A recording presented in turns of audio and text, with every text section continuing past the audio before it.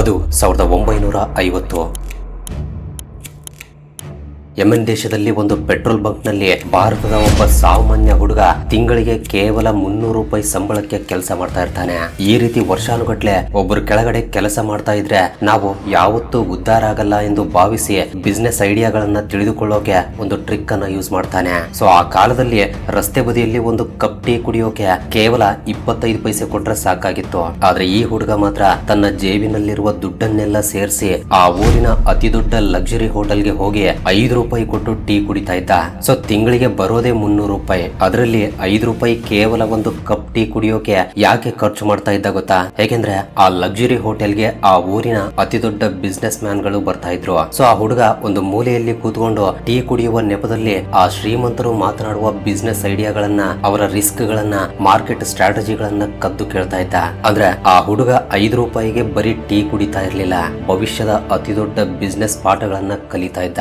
ಈ ರೀತಿ ಒಂದು ದಿನ ಅದೇ ಪೆಟ್ರೋಲ್ ಬಂಕ್ ನಲ್ಲಿ ಕೆಲಸ ಮಾಡುವಾಗ ಆತನ ಕಣ್ಣು ಆ ದೇಶದ ನಾಣ್ಯಗಳ ಮೇಲೆ ಬೀಳುತ್ತೆ. ಸೊ ಆ ದೇಶದ ನಾಣ್ಯದ ಹೆಸರು ಯೆಮೆನಿ ರಿಯಾಲ್. ಆ ನಾಣ್ಯ ಪೂರ್ತಿಯಾಗಿ ಪ್ಯೂರ್ ಸಿಲ್ವರ್ ನಿಂದ ತಯಾರಾಗಿರುತ್ತೆ. ಸೊ ತಕ್ಷಣವೇ ಆ ಹುಡುಗನಿಗೆ ಒಂದು ಐಡಿಯಾ ಬರುತ್ತೆ. ಅದೇನಂದ್ರೆ ಒಂದು ರಿಯಾಲ್ ನಾಣ್ಯದ ಎಕ್ಸ್ಚೇಂಜ್ ಬೆಲೆ ಅಂದಿನ ಕಾಲದಲ್ಲಿ ಸರಿಸುಮಾರು 1 ರೂಪಾಯಿ 50 ಪೈಸೆ ಇತ್ತು ಅಂತ ಅಂದ್ಕೊಳ್ಳಿ. ಆದ್ರೆ ಆ ನಾಣ್ಯವನ್ನ ಕರಗಿಸಿ ಪ್ಯೂರ್ ಸಿಲ್ವರ್ ರೂಪದಲ್ಲಿ ಲಂಡನ್ ನ ಇಂಟರ್ನ್ಯಾಷನಲ್ ಮಾರ್ಕೆಟ್ ನಲ್ಲಿ ಮಾರಿದಾಗ 2 ರೂಪಾಯಿಗಿಂತ ಹೆಚ್ಚು ಹಣ ಸಿಗ್ತಾ ಇತ್ತು. ಅಂದ್ರೆ ಪ್ರತಿ ಕಾಯಿನ್ ಅನ್ನ ಕರಗಿಸಿದಾಗ ಕುಳಿತಲ್ಲೇ 30% ಗಿಂತ ಹೆಚ್ಚು ಲಾಭ ಸಿಗ್ತಾ ಇತ್ತು. ಸೊ ಇದನ್ನ ತಿಳಿದುಕೊಂಡ ಆ ಹುಡುಗ ತನ್ನ ಕೈಗೆ ಸಿಕ್ಕ ಆ ಬೆಳ್ಳಿಯ ನಾಣ್ಯಗಳನ್ನೆಲ್ಲ ಸೀಕ್ರೆಟ್ ಆಗಿ ಕಲೆಕ್ಟ್ ಮಾಡಿ ಅವುಗಳನ್ನ ಕರಗಿಸಿದ ಮೇಲೆ ಬಂದಿರುವ ಆ ಪ್ಯೂರ್ ಸಿಲ್ವರ್ ಅನ್ನ ಲಂಡನ್ ನ ವ್ಯಾಪಾರಿಗಳಿಗೆ ಮಾರಿ ಭಾರಿ ಲಾಭ ಮಾಡೋಕೆ ಶುರು ಮಾಡ್ತಾನೆ. ಸೊ ಆ ದೇಶದ ಸರ್ಕಾರಕ್ಕೆ ಈ ವಿಷಯ ಗೊತ್ತಾಗಿ ಬೆಳ್ಳಿಯ ನಾಣ್ಯಗಳನ್ನ ಬ್ಯಾನ್ ಮಾಡೋಷ್ಟ್ರಲ್ಲಿ ಆ ಹುಡುಗ ಲಕ್ಷಾಂತರ ರೂಪಾಯಿಗಳ ಹಣವನ್ನ ಆಲ್ರೆಡಿ ಸಂಪಾದನೆ ಮಾಡಿಬಿಟ್ಟಿರ್ತಾನೆ. ಸೊ ಇಂತಹ ಒಂದು brilliant and risky business mind ಉಪಯೋಗಿಸಿದ ಆ 16 ವರ್ಷದ ಹುಡುಗ ಬೇರೆ ಯಾರು ಅಲ್ಲ, ಗುಜರಾತ್ ನ ಒಂದು ಪುಟ್ಟ ಹಳ್ಳಿಯಿಂದ ಬಂದಿರುವ ಒಬ್ಬ ಸಾಧಾರಣ ಸ್ಕೂಲ್ ಟೀಚರ್ ಮಗ. ಅವರೇ ರಿಲಯನ್ಸ್ ಇಂಡಸ್ಟ್ರೀಸ್ ನ ರೂವಾರಿ, legendary business man Dhirubhai Ambani. ಹಾಗಾದ್ರೆ ಪೆಟ್ರೋಲ್ ಬಂಕ್ ನಲ್ಲಿ ಕೆಲಸ ಮಾಡುವ ಆ ಹುಡುಗ ಭಾರತದ ಅತಿ ದೊಡ್ಡ ಬಿಸ್ನೆಸ್ ಮ್ಯಾನ್ ಆಗಿದ್ದು ಹೇಗೆ? ಅತಿ ದೊಡ್ಡ ಮಾರ್ಕೆಟ್ ಮಾಫಿಯಾಗಳು ಆತನನ್ನ ಮುಗಿಸೋಕೆ ಪ್ರಯತ್ನಿಸಿದ್ರು ಕೂಡ ಸೋಲನ್ನ ಒಪ್ಪಿಕೊಳ್ಳದೆ ಗೆದ್ದು ಬಂದಿದ್ದು ಹೇಗೆ? ತನ್ನ ತಂದೆ ಕಟ್ಟಿದ ಸಾಮ್ರಾಜ್ಯವನ್ನ ಮುಖೇಶ್ ಅಂಬಾನಿ ಇಡೀ ಪ್ರಪಂಚದ ಅತಿ ದೊಡ್ಡ ಟೆಕ್ ಅಂಡ್ ಎನರ್ಜಿ ಜೈಂಟ್ ಆಗಿ ಬದಲಾಯಿಸಿದ್ದು ಹೇಗೆ? ಇಂತಹ ಅಂಬಾನಿ ಸಾಮ್ರಾಜ್ಯದ ಎಲ್ಲಾ ವಿಷಯಗಳ ಬಗ್ಗೆ ಇವತ್ತಿನ ಈ ವಿಡಿಯೋದಲ್ಲಿ ತಿಳಿದುಕೊಳ್ಳೋಣ ಬನ್ನಿ.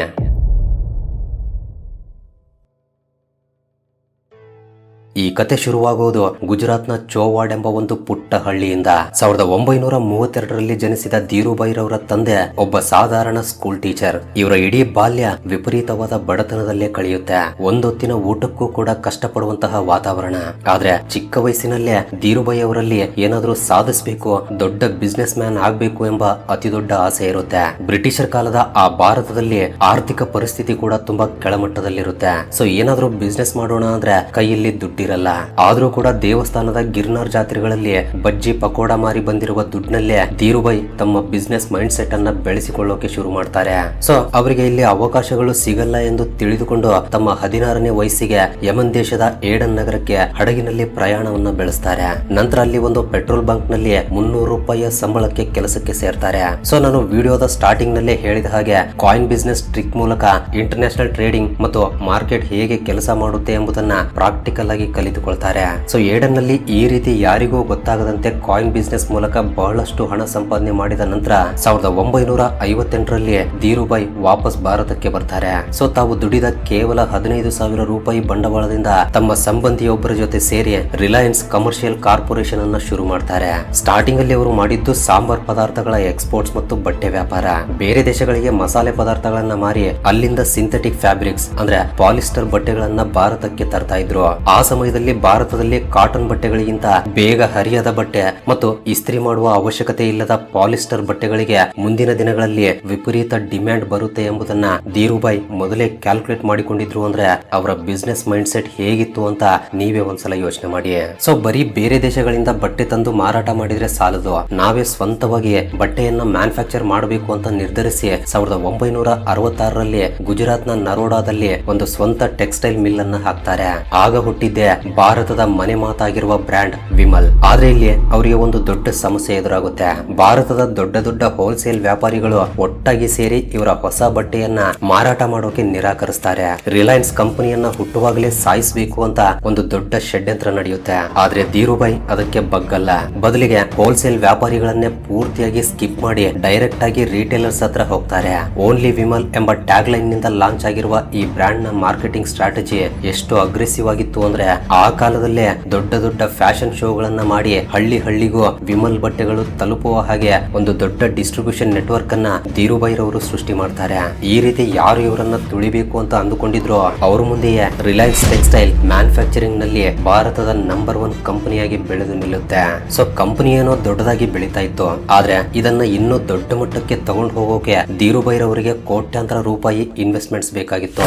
ಆಗಿನ ಕಾಲದಲ್ಲಿ ಬ್ಯಾಂಕ್ಸ್ ಅವರಿಗೆ ಅಷ್ಟು ದೊಡ್ಡ ಸಾಲ ಕೊಡೋಕೆ ಡೈರೆಕ್ಟ್ ಆಗಿ ನೋ ಅಂತ ಹೇಳಿ ಬಿಡುತ್ತವೆ. ಸೊ ಆ ಸಮಯದಲ್ಲಿ ಕಂಪನಿ ಖಂಡಿತ ಮುಳುಗಿ ಹೋಗುತ್ತೆ ಎಂದು ಎಲ್ಲರೂ ಅಂದುಕೊಂಡಾಗ ಧೀರುಭಾಯ್ ರವರ ಆ ಒಂದು ಮಾಸ್ಟರ್ ಸ್ಟ್ರೋಕ್ ಇಡೀ ಭಾರತದ ಬಿಸ್ನೆಸ್ ಇತಿಹಾಸವನ್ನೇ ಚೇಂಜ್ ಮಾಡಿಬಿಡುತ್ತೆ. ಅದೇ 1977ರ ರಿಲಯನ್ಸ್ IPO. ಸೊ ಅಲ್ಲಿಯವರೆಗೆ ಸ್ಟಾಕ್ ಮಾರ್ಕೆಟ್ ಅಂದ್ರೆ ಕೇವಲ ದೊಡ್ಡ ದೊಡ್ಡ ಶ್ರೀಮಂತರಿಗೆ ಮತ್ತು ಉದ್ಯಮಿಗಳಿಗೆ ಮಾತ್ರ ಸೀಮಿತವಾದ ಸೀಕ್ರೆಟ್ ವರ್ಲ್ಡ್ ಆಗಿತ್ತು. ಆದ್ರೆ ಧೀರುಭಾಯ್ ಸಾಧಾರಣ ಮಿಡಲ್ ಕ್ಲಾಸ್ ಜನರಿಗೆ ತಮ್ಮ ಕಂಪನಿಯ ಶೇರ್ಸ್ ಗಳನ್ನ ಮಾರಾಟ ಮಾಡೋಕೆ ನಿರ್ಧರಿಸ್ತಾರೆ. ಕೇವಲ 10 ರೂಪಾಯಿ ಕೊಟ್ಟು ನನ್ನ ಕಂಪನಿಯ ಶೇರ್ ತಗೊಳ್ಳಿ, ನನ್ನ ಲಾಭದಲ್ಲಿ ನಿಮಗೂ ಕೂಡ ಪಾಲು ಸಿಗುತ್ತೆ ಅಂತ ಸಾಮಾನ್ಯ ಜನರಲ್ಲಿ ನಂಬಿಕೆ ಹುಟ್ಟಿಸ್ತಾರೆ. ಸೊ ಆ ನಂಬಿಕೆಯಿಂದಲೇ ಭಾರತದ ಇತಿಹಾಸದಲ್ಲೇ ಮೊದಲ ಬಾರಿ 58,000ಕ್ಕೂ ಹೆಚ್ಚು ಜನರು ರಿಲಯನ್ಸ್ ನ ಶೇರ್ ಹೋಲ್ಡರ್ಸ್ ಆಗ್ತಾರೆ. ಇದರಿಂದ ಕಂಪನಿಗೆ ದೊಡ್ಡ ಇನ್ವೆಸ್ಟ್ಮೆಂಟ್ ಸಿಗುತ್ತೆ. ಅಷ್ಟೇ ಅಲ್ಲ, ಜನರ ಅತಿ ದೊಡ್ಡ ಟ್ರಸ್ಟ್ ಕೂಡ ಸಿಗುತ್ತೆ. ರಿಲಯನ್ಸ್ ಶೇರ್ಸ್ ಮೇಲೆ ಇನ್ವೆಸ್ಟ್ ಮಾಡಿರುವ ಎಷ್ಟೋ ಜನ ಸಾಮಾನ್ಯರು ರಾತ್ರೋರಾತ್ರಿ ಶ್ರೀಮಂತರಾಗಿ ಬಿಡ್ತಾರೆ. ಆದ್ರೆ ಕತೆ ಇಲ್ಲಿಗೆ ಮುಗಿಯಲ್ಲ. ರಿಲಯನ್ಸ್ ಈ ರೀತಿ ವೇಗವಾಗಿ ಬೆಳೀತಾ ಇರೋದನ್ನ, ಜನರಲ್ಲಿ ಇಷ್ಟೊಂದು ನಂಬಿಕೆ ಗಳಿಸ್ತಾ ಇರೋದನ್ನ ನೋಡಿ ಹೊಟ್ಟೆ ಕಿಚ್ಚುಪಟ್ಟ ಕೆಲವು ಮಾರ್ಕೆಟ್ ಮಾಫಿಯಾಗಳು ರಿಲಯನ್ಸ್ ಅನ್ನ ಹೇಗಾದ್ರೂ ಮಾಡಿ ಭೂಪಟದಿಂದಲೇ ಅಳಿಸಿ ಹಾಕ್ಬೇಕು ಅಂತ ಸ್ಕೆಚ್ ಹಾಕ್ತಾರೆ. ಆಗ ನಡೆದಿದ್ದೆ 1982 ಸ್ಟಾಕ್ ಮಾರ್ಕೆಟ್ ವಾರ್. ಆಗಿನ ಕಾಲದ ಬೇರ್ ಕಾರ್ಟೆಲ್ ಎಂಬ ಒಂದು ಮಾಫಿಯಾ ಗ್ಯಾಂಗ್ ರಿಲಯನ್ಸ್ ನ ಶೇರ್ ವ್ಯಾಲ್ಯೂವನ್ನ ಕಡಿಮೆ ಮಾಡೋಕೆ ಶಾರ್ಟ್ ಸೆಲ್ಲಿಂಗ್ ಅನ್ನ ಶುರು ಮಾಡುತ್ತೆ. ಅಂದ್ರೆ ತಮ್ಮ ಹತ್ರ ಶೇರ್ಸ್ ಇಲ್ದಿದ್ರೂ ಕೂಡ ಮಾರ್ಕೆಟ್ ನಲ್ಲಿ ಶೇರ್ಸ್ ಗಳನ್ನ ಅತಿ ಕಡಿಮೆ ಬೆಲೆಗೆ ಮಾರಿ ಜನರಲ್ಲಿ ಪ್ಯಾನಿಕ್ ಕ್ರಿಯೇಟ್ ಮಾಡ್ತಾರೆ. ಇದರಿಂದ ಜನರೆಲ್ಲ ಭಯಪಟ್ಟು ತಮ್ಮ ಶೇರ್ಸ್ ಗಳನ್ನ ಸೆಲ್ ಮಾಡೋಕೆ ಶುರು ಮಾಡ್ತಾರೆ. ಸೊ ಈ ರೀತಿ ಮಾಡಿದ್ರೆ ಅಂಬಾನಿ ಸಾಮ್ರಾಜ್ಯ ನಾಶವಾಗುತ್ತೆ ಅಂತ ಕಾದುಕೊಳ್ತಿರ್ತಾರೆ. ಆದ್ರೆ ಧೀರುಭಾಯ್ ಸುಮ್ನೆ ಕೂರ್ಲಿಲ್ಲ. ರಿಲಯನ್ಸ್ ಅನ್ನ ನಂಬಿದ ಕೆಲವು ಸೀಕ್ರೆಟ್ ಬ್ರೋಕರ್ ಗಳ ಮೂಲಕ, ಅಂದ್ರೆ ಫ್ರೆಂಡ್ಸ್ ಆಫ್ ರಿಲಯನ್ಸ್ ಮೂಲಕ ಆ ಶೇರ್ಸ್ ಗಳನ್ನೆಲ್ಲ ಹೈಯೆಸ್ಟ್ ಪ್ರೈಸ್ ಗೆ ಖರೀದಿಸೋಕೆ ಶುರು ಮಾಡ್ತಾರೆ. ಸೊ ದಿನಗಳು ಕಳೆದಂತೆ ಮಾರ್ಕೆಟ್ ನಲ್ಲಿ ಟೆನ್ಷನ್ ಜಾಸ್ತಿ ಆಗ್ತಾ ಹೋಗುತ್ತೆ. ಕೊನೆಗೆ ಡೆಲಿವರಿ ಕೊಡುವ ಸಮಯ ಬಂದಾಗ ಬೇರ್ ಕಾರ್ಟೆಲ್ ನವರ ಹತ್ರ ಶೇರ್ ಗಳೇ ಇರಲ್ಲ. ಸೊ ಬೇರೆ ದಾರಿ ಇಲ್ಲದೆ ಅವರು ಧೀರುಭಾಯ್ ಅಂಬಾನಿ ಅವರಿಂದಲೇ ಅತಿ ಹೆಚ್ಚು ಬೆಲೆಗೆ ಶೇರ್ಸ್ ಗಳನ್ನ ಖರೀದಿಸಿ ಡೆಲಿವರಿ ಕೊಡಬೇಕಾಗಿ ಬರುತ್ತೆ. ಸೊ ಆ ಸಮಯದಲ್ಲಿ ನಡೆದ ಈ ಎಕನಾಮಿಕ್ ವಾರ್ ಎಷ್ಟು ಭಯಂಕರವಾಗಿತ್ತು ಅಂದ್ರೆ ಕಂಟಿನ್ಯೂಸ್ ಆಗಿ 3 ದಿನಗಳವರೆಗೆ ಇಡೀ ಸ್ಟಾಕ್ ಮಾರ್ಕೆಟ್ ಅನ್ನೇ ಬಂದ್ ಮಾಡುವಂತಹ ಪರಿಸ್ಥಿತಿ ಬರುತ್ತೆ. ಕೊನೆಗೆ ಆ ಮಾಫಿಯಾ ಗ್ಯಾಂಗ್ ಪೂರ್ತಿಯಾಗಿ ದಿವಾಳಿ ಆಗುತ್ತೆ. ಧೀರುಭಾಯ್ ಸ್ಟಾಕ್ ಮಾರ್ಕೆಟ್ ನ ಅನ್ಡಿಸ್ಪ್ಯೂಟೆಡ್ ಲಿಜೆಂಡ್ ಆಗಿ ಇತಿಹಾಸದ ಪುಟ ಸೇರ್ತಾರೆ. ಸೊ ಬಟ್ಟೆ ಮ್ಯಾನುಫ್ಯಾಕ್ಚರಿಂಗ್ ನಲ್ಲಿ ಸಕ್ಸಸ್ ಆದ್ಮೇಲೆ ಧೀರುಭಾಯ್ ರವರ next big vision backward integration ಕಡೆ ತಿರುಗುತ್ತೆ.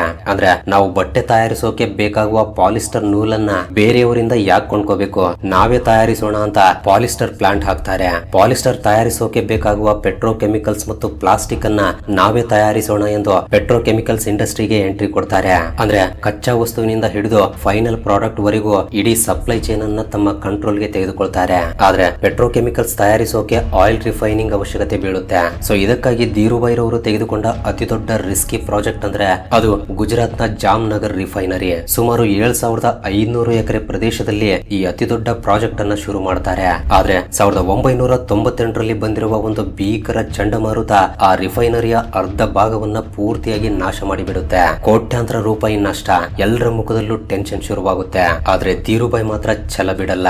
ಹಗಲು ರಾತ್ರಿ ಸಾವಿರಾರು ಕಾರ್ಮಿಕರನ್ನ ಬಳಸಿ ಕೇವಲ 36 ತಿಂಗಳುಗಳಲ್ಲಿ one of the largest oil ರಿಫೈನರಿಯನ್ನ ಕಟ್ಟಿ ನಿಲ್ಲಿಸ್ತಾರೆ. ಪ್ರತಿದಿನ 1.2 ಮಿಲಿಯನ್ ಬ್ಯಾರಲ್ಸ್ ಗಿಂತ ಅಧಿಕ ಆಯಿಲ್ ರಿಫೈನಿಂಗ್ ಮಾಡುವ ಈ ಒಂದು ಮೆಗಾ ಪ್ರಾಜೆಕ್ಟ್ ರಿಲಯನ್ಸ್ ಅನ್ನ ಕೇವಲ ಒಂದು ಬಟ್ಟೆ ಕಂಪನಿಯಿಂದ ಗ್ಲೋಬಲ್ ಎನರ್ಜಿ ಜೈಂಟ್ ಆಗಿ ಬದಲಾಯಿಸಿ ಬಿಡುತ್ತೆ.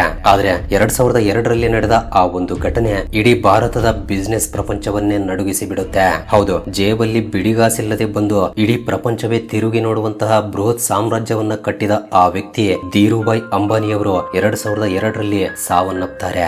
ಹಾಗಾದ್ರೆ ಧೀರುಭಾಯ್ ಅಂಬಾನಿಯವರ ಮರಣದ ನಂತರ ಏನಾಯ್ತು? ಧೀರುಭಾಯ್ ಅವರು ಸಾಯೋಕ್ಕೂ ಮುಂಚೆ ತಮ್ಮ ಆಸ್ತಿಯ ಬಗ್ಗೆ ಯಾವುದೇ ವಿಲ್ ಅನ್ನ ಯಾಕೆ ಬರ್ದಿರ್ಲಿಲ್ಲ. ಒಂದೇ ರಕ್ತವನ್ನ ಹಂಚಿಕೊಂಡು ಹುಟ್ಟಿದ್ದ ಮುಖೇಶ್ ಅಂಬಾನಿ ಮತ್ತು ಅನಿಲ್ ಅಂಬಾನಿ ನಡುವೆ ಆಸ್ತಿಗಾಗಿ ಆ ಜಗಳ ಯಾಕೆ ಶುರುವಾಯ್ತು? ಸಾವಿರಾರು ಕೋಟಿಗಳ ಆ ಆಸ್ತಿಯನ್ನ ಹಂಚೋಕೆ ತಾಯಿಯೇ ಕಣ್ಣೀರು ಹಾಕುತ್ತಾ ಮಧ್ಯೆ ಬರಬೇಕಾದ ಪರಿಸ್ಥಿತಿ ನಿರ್ಮಾಣವಾದದ್ದಾದ್ರೂ ಯಾಕೆ? ಒಂದು ಕಾಲದಲ್ಲಿ ಅಣ್ಣನಿಗಿಂತ ಅತಿದೊಡ್ಡ ಶ್ರೀಮಂತನಾಗಿರುವ ಅನಿಲ್ ಅಂಬಾನಿ ಇವತ್ತು ಸಾಲದ ಶೂಲಕ್ಕೆ ಸಿಲುಕಿ ದಿವಾಳಿಯ ಅಂಚಿಗೆ ಬಂದು ನಿಂತಿದ್ದು ಹೇಗೆ? ಮುಖೇಶ್ ಅಂಬಾನಿ ತಮ್ಮ ತಂದೆಯ ಸಾಮ್ರಾಜ್ಯವನ್ನ ಹೇಗೆ ವಿಸ್ತರಿಸಿದ್ರು? ಇಂತಹ ಎಲ್ಲಾ ಪ್ರಶ್ನೆಗಳಿಗೆ ಸಮಾಧಾನಗಳನ್ನ ಪಾರ್ಟ್ 2 ವಿಡಿಯೋದಲ್ಲಿ ತಿಳಿದುಕೊಳ್ಳೋಣ. ಸೊ ಇದು ಫ್ರೆಂಡ್ಸ್ ಈ ವಿಡಿಯೋಗೆ ಇಷ್ಟೇ. ವಿಡಿಯೋ ಇಷ್ಟವಾಗಿದ್ರೆ ತಪ್ಪದೆ ವಿಡಿಯೋಗೆ ಒಂದು ಲೈಕ್ ಕೊಟ್ಟು ನಿಮ್ಮ ಫ್ರೆಂಡ್ಸ್ ಅಂಡ್ ಫ್ಯಾಮಿಲಿಗೂ ಈ ವಿಡಿಯೋವನ್ನ ಶೇರ್ ಮಾಡಿ. ಅಂಡ್ ಪಾರ್ಟ್ 2 ಮಿಸ್ ಆಗಬಾರ್ದು ಅನ್ಕೊಂಡ್ರೆ ತಪ್ಪದೆ ನಮ್ಮ ಚಾನೆಲ್ ಅನ್ನ ಸಬ್ಸ್ಕ್ರೈಬ್ ಮಾಡ್ಕೊಂಡು ಪಕ್ಕದಲ್ಲಿರುವ ಬೆಲ್ ಐಕನ್ ಅನ್ನ ಆಕ್ಟಿವೇಟ್ ಮಾಡ್ಕೊಳ್ಳಿ. ಇದರಿಂದ ವಿಡಿಯೋ ಅಪ್ಲೋಡ್ ಮಾಡಿದ ತಕ್ಷಣ ನಿಮಗೆ ನೋಟಿಫಿಕೇಶನ್ ಬರುತ್ತೆ. ಮತ್ತೆ ಸಿಗೋಣ ಮುಂದಿನ ವಿಡಿಯೋದಲ್ಲಿ.